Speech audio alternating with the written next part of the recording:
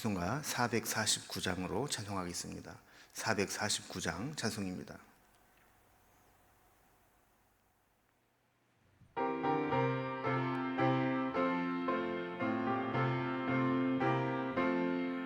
예수 따라가며 복음 순종하면 우리 행할 길 환하겠네. 주를 의지하며 순종하는 자를 주가 늘 함께 하시리라. 의지하고 순종하는 길은 예수 안에 즐겁고 복된 길이로다. 해를 당하거나 우리 고생할 때 주가 위로해 주시겠네. 주를 의지하며 순종하는 자를 주가 안위해 주시리라. 의지하고 순종하는 길은 예수 안에 즐겁고 복된 길이로다. 남의 짐을 지고 슬픔 위로하면 주가 상급을 주시겠네. 주를 의지하며 순종하는 자를 항상 복 내려 주시리라. 의지하고 순종하는 길은 예수 안에 즐겁고 복된 길이로다. 우리 받은 것을 주께 다 드리면 우리 기쁨이 넘치겠네. 주를 의지하며 순종하는 자를 은혜 풍성케 하시리라. 의지하고 순종하는 길은 예수 안에 즐겁고 복된 길이로다. 주를 힘입어서 말씀 잘 배우고 주를 모시고 살아가세. 주를 의지하며 항상 순종하면 주가 사랑해 주시리라. 의지하고 순종하는 길은 예수 안에 즐겁고 복된 길이로다.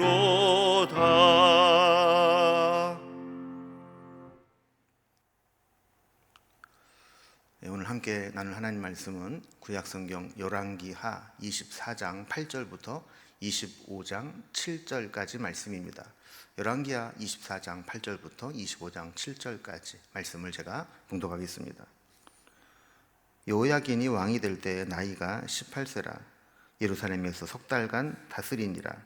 그의 어머니의 이름이 느우수다요 예루살렘 엘라단의 딸이더라. 여호야긴이 그의 아버지의 모든 행위를 따라서 여호와 보시기에 악을 행하였더라. 그때 바벨론의 왕 느부갓네살의 신복들이 예루살렘에 올라와서 그 성을 에워싸니라. 그의 신복들이 에워쌀 때에 바벨론의 왕 느부갓네살도 그 성에 이르니 유다의 왕 여호야긴이 그의 어머니와 신복과 지도자들과 내시들과 함께 바벨론 왕에게 나아가매 왕이 잡으니 때는 바벨론의 왕 8째 해라. 그가 여호와의 성전의 모든 보물과 왕궁 보물을 집어내고 또 이스라엘의 왕 솔로몬이 만든 것 곧 여호와의 성전의 금그릇을 다 파괴하였으니 여호와의 말씀과 같이 되었더라.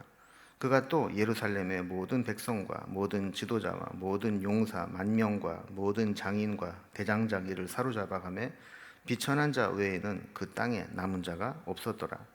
그가 여호야긴을 바벨론으로 사로잡아가고 왕의 어머니와 왕의 아내들과 내시들과 나라의 권세 있는 자도 예루살렘에서 바벨론으로 사로잡아가고 또 용사 7,000명과 장인과 대장장이 1,000명 곧 용감하여 싸움을 할 만한 모든 자들을 바벨론 왕이 바벨론으로 사로잡아가고 바벨론 왕이 또 여호야긴의 숙부 mat단이야를 대신하여 왕으로 삼고 그의 이름을 고쳐 시드기야라고 하였더라.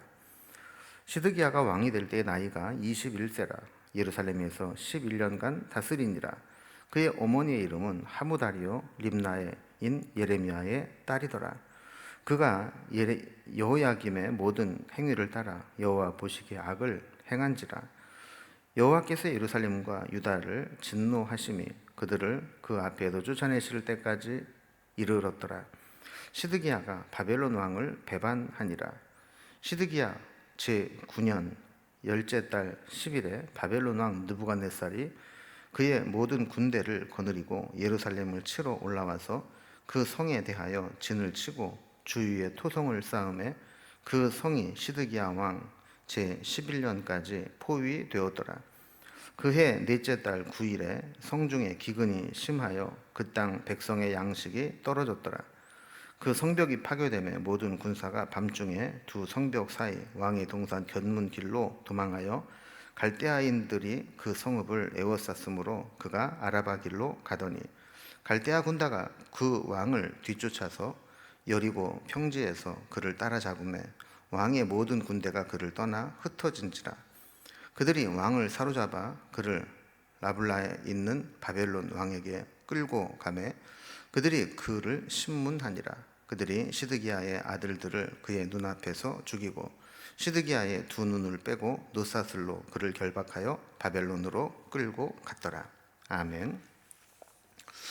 요즘은 이제 우리가 바벨론에 의해서 유다가 이제 마지막에 멸망하기 직전의 모습을 보게 됩니다. 이 과정에서 급변하는 국제 정세 속에서 유다는 하나님만 의지하지 못하고 이 세상에 힘 있는 주변 나라들의 힘을 의지하다가 결국에는 흔들리다 망하게 되는 거죠. 여호야김 시대에는 바벨론의 반기를 들고 애굽에 붙으려 했다가 바벨론에 호되게 당하게 되죠. 또 성경은 이 유다가 멸망하게 되는 것이 어떤 외교력의 부재가 아니라 신앙의 부재, 믿음의 부재였다라고 설명하고 있습니다. 오늘 이제 본문은 유다의 마지막 두 왕을 소개하면서 우리에게 교훈을 주고 있습니다. 여호야김 시대의 악을 이어간 여호야긴은 왕위에 오른 지 석 달 만에 바벨론에 잡혀가게 되고 그의 숙부 시드기야가 왕이 되는데 유다의 최후를 가져오는 비극적인 마지막 왕이 됩니다. 오늘 본문이 이렇게 마지막 멸망하는 유다의 모습을 두 왕을 통해서 우리에게 보여주고 있습니다. 오늘 본문을 단락별로 구분을 해보면 먼저 8절에서 17절까지 말씀은 유다 왕 여호야긴의 통치와 바벨론의 침략으로 1차 포로로 붙잡혀가는 장면이 나오게 됩니다. 그리고 그 이후에 18절부터 20절에 보면 마지막 왕인 시드기야의 통치 모습이 나오게 되죠. 그리고 25장 1절에서 7절까지는 예루살렘의 함락과 2차 바벨론의 포로로 끌려가는 장면이 기록되어 있습니다. 먼저 첫 번째 단락을 봅니다. 유다의 왕 여호야긴이 통치하면서 마지막에 어떻게 되었는가, 그리고 그 바벨론의 1차 침략 포로로 끌려가는 장면까지 살펴봅니다. 오늘 말씀 8절에 보면 여호야긴이 18세에 왕이 되었다 이렇게 기록을 하고 3개월 동안만 왕위에 있게 됩니다. 9절에 보면 그의 아버지 여호야김의 모든 행위를 따라 여호와 보시기에 악을 행하였다 이렇게 기록을 하고 있죠. 10절에 보면 그때 이 바벨론 왕 느부갓네살이 신복들이 예루살렘으로 올라가서 그 성을 에워쌌다 그랬습니다. 그리고 11절에 보면 느부갓네살도 함께 그 성에 합류를 하게 됩니다. 12절에 보면 여호야긴이 아무리 판단을 해보아도 지금 상태에서는 바벨론과 싸워서 이길 수 없다라는 것을 깨닫게 됩니다. 그래서 그의 아버지였던 여호야김이 의지했던 애굽도 나일강을 건너서 유다에까지 원정을 와서 자기를 도울 수 없다라는 것을 알고 그의 어머니와 신복들과 지도자들과 내시들과 함께 바벨론 왕에게 나아가서 항복하고 투항을 하게 됩니다. 자, 그리고 13절에 보면 바벨론 왕이 유다에 남아있는 모든 보물들을 다 거두어가고 성전에 남아있는 것들을 다 파괴하고 말았습니다. 그리고 14절에 보면 예루살렘의 모든 백성과 그의 모든 지도자와 모든 용사 만명과 모든 장인과 대장장이를 다 사로잡아 갔다 그랬습니다. 쓸만한 사람들은 다 붙잡아 간 겁니다. 그래서 비천한 자 외에는 그 땅에 남은 자가 없었다, 이렇게 기록을 하고 있습니다. 바벨론이 이렇게 한 이유는 유다의 죄질이 상당히 안 좋고 유다는 기회를 주면 언제 또 배반하고 또 보복할지 모르기 때문에 그럴 수 있는 가능성을 완전히 없애버리려고 한 겁니다. 그래서 바벨론은 유다가 상황에 따라 아수르에도 붙었다가 애굽에도 붙었다가 또 다시 바벨론에 항복을 했다, 이렇게 하는 것을 보면서 다시는 그렇게 하지 못하도록 본때를 보여주는 거죠. 그래서 그 땅에 좀 똑똑하고 쓸만하고 용맹하고 싸울 만한 자, 어떤 반역을 일으키거나 문제를 일으킬 만한 소지가 있는 사람들은 모두 다 포로로 끌고 가 버렸고, 비천한 자들, 그런 반역을 일으키거나 힘이 없는 그런 자들만 그 자리에 남겨서 농사를 짓게 하고 농산물을 수탈해 가려고 했던 거죠. 그래서 지도자와 용사와 기술자를 모두 붙잡아가고 이렇게 비천한 자만 남겨둔 겁니다. 그래서 모르드게라든지 에스겔 같이 똑똑하고 장래가 촉망되는 엘리트들은 다 붙잡아간 겁니다. 국가의 모든 영역에 그런 중추적인 역할을 할 수 있는 핵심 인력들을 싹쓸이해서 바벨론으로 끌고 가서 유다에는 그런 힘 있는 자들이 한 명도 남아있지 못하게 되죠. 그러니까 바벨론에 반역을 하거나 독립할 수 있는 의지를 완전히 꺾어버린 겁니다. 그러면서도 거기에서 데리고 간 고급 인력들을 바벨론을 위해서 마음껏 부려먹을 수 있게 된 것이죠. 단순히 어떤 사람을 뽑아갔다라는 것보다는 유다의 미래를 완전히 뿌리 뽑는 그런 행위였습니다. 15절과 16절에 보면 바벨론에서 포로로 끌고 간 구체적인 사람들이 나오게 됩니다. 여기에도 보면 이 왕 여호야긴도 바벨론으로 사로잡혀 간 것을 보게 됩니다. 왕만 끌려간 것이 아니고 그의 어머니 또 왕의 아내들까지 다 사로잡혀 갔고, 또 내시들을 비롯해서 왕궁에 있는 사람들이 다 붙잡혀 가게 됩니다. 그리고 17절에 보면 바벨론 왕이 여호야긴을 대신해서 숙부 마따니아를 왕으로 세웁니다. 그리고 그 마따니아의 이름을 시드기야라고 개명을 하게 되죠. 전에도 살펴보았지만 이름을 강제로 개명시킨다라고 하는 것은 매우 굴욕적인 것이고 이제 절대 복종을 요구하는 행위였습니다. 이렇게 바벨론의 말을 잘 들을 수 있는 마따니아를 꼭두각시로 세우고 시드기야라 개명을 하면서 이 바벨론의 말을 듣는 그런 자로 만든 것이죠. 자, 두 번째 단락을 보면 이렇게 바벨론 왕이 된 바벨론에 의해서 왕이 된 유다의 마지막 왕 시드기야의 통치하는 모습이 나오게 됩니다. 18절 말씀을 보면 이렇게 바벨론에 의해서 시드기야는 21세에 왕이 됩니다. 11년 동안 왕위에 있어 다스리게 되는데, 어떻게 보면 이제 이 시드기야가 다스린 이 11년이라고 하는 기회는 유다가 회복될 수 있는 마지막 기회였고 시드기야가 믿음으로 살 수 있는 마지막 기회였죠. 근데 시드기야는 바벨론의 눈치를 보면서 이 기회를 완전히 상실해버리고 맙니다. 19절에 보면 여호와 보시기에 악을 행함으로 시드기야는 하나님께도 인정받지 못하고 또 결국 시드기야 왕 때 나라가 망하면서 남북 왕조 통틀어 이스라엘 유다의 마지막 왕이 됩니다. 20절에 보면 맨 마지막에 시드기야가 바벨론 왕을 대신했다, 배반했다라는 기록이 있습니다.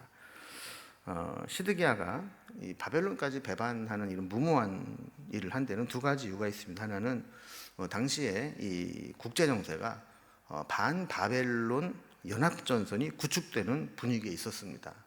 그래서 그 반바벨론 연합 구축 세력에 동참하고자 하는 이제 그런 의지가 있었고, 또 하나는 거짓 선지자의 거짓 예언 때문이었습니다. 당시에 에돔과 모압, 암몬과 베니게 같은 나라들이 이 바벨론의 압제에 대항하는 연합 전선을 구축하게 되는데, 시드기야도 여기에 함께 힘을 모으면서 자, 이들과 연합하면 우리가 바벨론과 대항할 만하겠다, 이런 오판을 하게 된 것이죠. 거기에 거짓 선지자들은 하나님의 이름을 빙자하면서 느부갓네살의 몽예를 꺾을 수 있다, 이렇게 부추기게 되면서 시드기야는 하나님의 종 예레미야의 경고를 무시하고 반바벨론 전선에 합류하게 된 겁니다. 어리석고 미련한 사람은 스스로 지혜 있는 것처럼 착각을 할 수 있지만, 사실은 선조들이 똑같은 잘못을 범했는데 그 선조들이 잘못한, 세상을 의지하고 세상 나라들을 의지했던 그 잘못을 반복해서 스스로 구덩이를 판 것에 빠지게 되는 거죠. 결국 이 일로 인해서 유다는 더 이상 버티지 못하고 바벨론의 2차 포로로 끌려가게 되는 침략을 받게 됩니다. 그래서 세 번째 단락을 보면 이 일로 인해서 바벨론이 예루살렘을 함락하게 되고 2차 포로로 끌어가는 장면이 나오게 됩니다. 25장 1절에 보면 시드기야 제9년 열째 달 10일에 바벨론 왕 느부갓네살이 그의 모든 군대를 거느리고 예루살렘을 치러 올라오게 됩니다. 그런데 예루살렘 성은 사실 워낙 견고한 난공불락의 성이라 쉽게 점령하지는 못했습니다. 지형지물을 이용해서 예루살렘에 모인 유다의 군인과 백성들이 결사항전을 하면서 바벨론과 싸우게 될 때, 아무리 바벨론의 군대가 훈련이 잘 되어 있다 하더라도 쉽게 함락시키지는 못했습니다. 그래서 바벨론의 군대는 예루살렘 성 주위에 토성을 쌓았습니다. 그래서 이 성과 높이를 비슷하게 맞춰 놓고, 그리고 스스로 고립되어 망하기를 기다리면서 있었던 거죠. 그래서 2절에 보면 시드기야 왕 11년까지 그들이 이렇게 계속 포위된 상태로 고립된 것을 보게 됩니다. 자, 그러다 3절에 보면 그 시드기야 왕 11년 4월 9일에 성중에 기근이 심하였고 백성의 양식이 다 떨어졌다, 이렇게 기록을 합니다. 아무리 성문을 닫아 걸고 거기에 버티는 작전으로 있어도 먹을 게 다 떨어지고 나니까 더 이상 견디지 못했던 거죠. 그래서 4절에 보면 유다 백성들이 결국 무너지고 맙니다. 오랜 시간 포위되어 있으면서 제대로 먹지도 못하고 무기력해질 때 바벨론이 공격을 개시한 겁니다. 그리고 4절에 보면 성의 한쪽이 뚫리게 됩니다. 성벽이 파괴되고 시드기야 왕은 그의 모든 군사와 함께 밤중에 두 성벽 사이 왕의 동산 견문길로 도망을 하게 됩니다. 근데 오랫동안 gat혀 있었고 먹을 것도 제대로 먹지 못했던 터에 도망을 가봐야 빨리 도망갈 여력도 없었고, 그때 공포 속에 있었던 군대들은 바벨론의 군대를 보면서 의지를 상실하게 된 거죠. 바벨론의 군대는 도망가는 모습을 보면서 아주 가소롭게 추격의 고삐를 쥐어왔습니다. 5절에 보면 여리고 평지까지 시드기야가 도망을 가게 되었을 때 바벨론의 군대가 그들을 따라잡게 되었고 시드기야의 군대들은 다 도망을 가게 됩니다. 흩어지게 된 거죠. 6절에 보면 시드기야 왕은 여기에서 사로잡혀서 림나에 있는 바벨론 왕에게 끌려가게 됩니다. 예레미야 선지자의 말을 듣지 않으면서 비굴하게 항복하지 않겠다, 이렇게 결심을 했던, 자존심을 세웠지만 결국 그의 결과는 비참하게 이렇게 붙잡혀서 바벨론 왕 앞에 끌려가게 된 겁니다. 7절에 보면 바벨론의 느부갓네살이 시드기야의 아들들을 시드기야가 보는 눈앞에서 다 죽여버립니다. 이거는 이제 유다 왕가의 계승자가 될 수 있는 아들들, 왕자들, 왕위 계승자 이들을 다 죽이면서 이 왕조를 완전히 종식시켜 버리겠다, 후대를 이을 자가 없게 하겠다 하는 그런 의도였습니다. 시드기야 역시 그의 두 눈을 다 뽑아서 노사슬로 그를 결박하여 바벨론으로 끌고 가게 됩니다. 사람의 이 왕의 두 눈을 다 뽑았다라고 하는 것은 살아는 있지만 정말 그거를 지켜보는 백성들은 극도의 절망감과 수치감과 모욕을 느끼게 만드는 무기력한 모습이었습니다. 또한 그를 쇠사슬, 노사슬로 결박해서 끌고 갔다라는 것은 최소한 왕에게 적군이지만 왕에게 할 수 있는 최소한의 예의도 갖추지 않는 것이죠. 아무리 포로로 끌고 간다 할지라도 왕은 왕의 대우를 해서 어떤 술에 태워 가지고 간다거나 따로 호송을 한다거나 하는데 일반 백성들과 똑같이 끌고 갈 뿐만 아니라 눈을 뽑고 노사슬로 결박하고 그렇게 비참하게 끌고 간 것입니다. 자, 이런 좀 비참하고 또 고통스러운 역사를 기록한 것은 우리에게 어떤 역사적 사실을 통해서 교훈을 얻게 하기 위함이죠. 역사를 잊은 민족은 미래가 없다, 이런 말이 있는 것처럼 역사를 왜곡하거나 역사를 알지 못하게 되면 비참한 역사를 반복해서 당할 수밖에 없는 겁니다. 북왕국 이스라엘의 멸망을 보면서 교훈을 얻지 못한 남왕국 유다는 결국 이렇게 비참하게 망하게 되었고, 또 우리 역시 이러한 성경의 역사를 통해서 우리 자신을 돌아보지 못한다면 결국에는 우리도 비참한 결말을 맺을 수 있다는 것을 보여주고 있는 겁니다.